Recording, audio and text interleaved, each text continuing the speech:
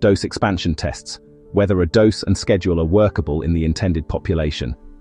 It follows dose escalation, where a tolerated range, a maximum tolerated dose, or a recommended phase 2 dose is identified. Expansion reduces uncertainty before larger investment by clarifying safety, exploring preliminary anti-tumour activity, and checking pharmacokinetics and pharmacodynamics against biological expectations. Use dose expansion after escalation has found a candidate dose that appears tolerable. It is most valuable when you need to confirm safety in the population planned for phase 2, when biomarkers drive selection, or when tumor type or treatment line may change outcomes. Do not use expansion to replace a comparative phase 2. The goal is to reduce uncertainty, not to prove efficacy. Here is how a dose expansion phase works. Teams open one or more cohorts at the dose and schedule supported by escalation. Each cohort targets a defined group, for example, a specific tumor type, a biomarker positive subgroup, or a treatment line such as second line or later. Pre-specify objectives, eligibility, endpoints, and decision rules that link to escalation data. Safety oversight is explicit with timely adverse event reporting, cumulative review, and clear roles for medical monitoring, pharmacovigilance, and data review governance. Activity endpoints often include objective response rate, duration of response, and time on treatment. Plan pharmacokinetic and pharmacodynamic sampling to link exposure and target engagement to clinical findings. If exposure varies, allow predefined schedule or dose adjustments. Because expansion is single-arm and non-comparative, interpret activity cautiously and use it to prioritize hypotheses for phase 2. Preparation and implementation start with the questions you must answer. If safety is the priority, enroll the population that mirrors the planned phase 2 and follow long enough to capture delayed toxicities. If biology is central, add pharmacodynamic measures with predefined sampling windows. When heterogeneity is expected, run parallel cohorts by tumor type or biomarker status, each with stop-go criteria. Keep endpoints pragmatic and scalable. Plan biomarker screening logistics with validated assays, clear turnaround times, and fallback paths for delays. Define interim looks for safety and futility and act on them. Maintain version control across protocol, statistical analysis plan, and key manuals. Tag subjects by cohort and protocol version to keep analysis sets clean.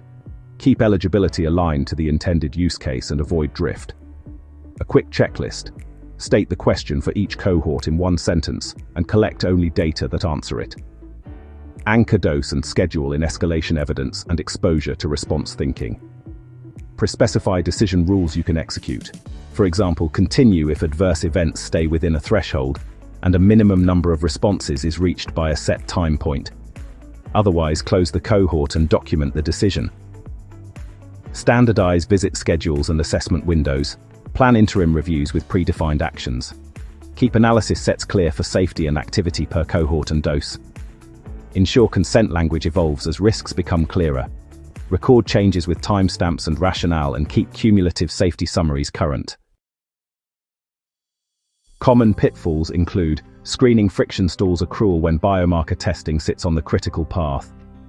Solve with validated assays, clear logistics, and parallel screening when feasible.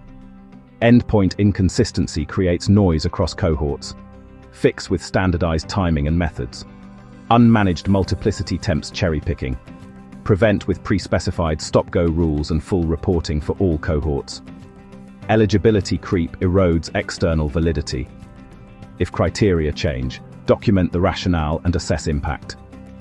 Version. Sprawl breaks traceability. Keep protocol, analysis plan, manuals, and case report forms aligned at each amendment. Over-precision in sample size claims can mislead.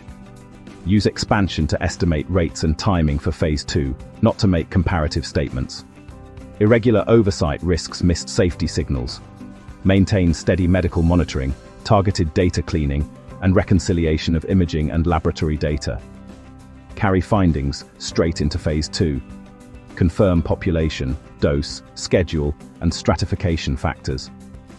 Use safety data to set monitoring and dose modification rules and to decide on patient-reported outcomes. Translate activity into realistic assumptions for response rates, event timing, and dropout.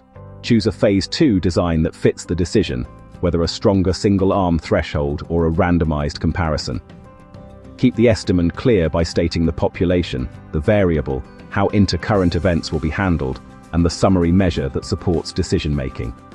To learn how Quanticate can support your next trial, email inquiries@quanticate.com or submit an RFI through our website.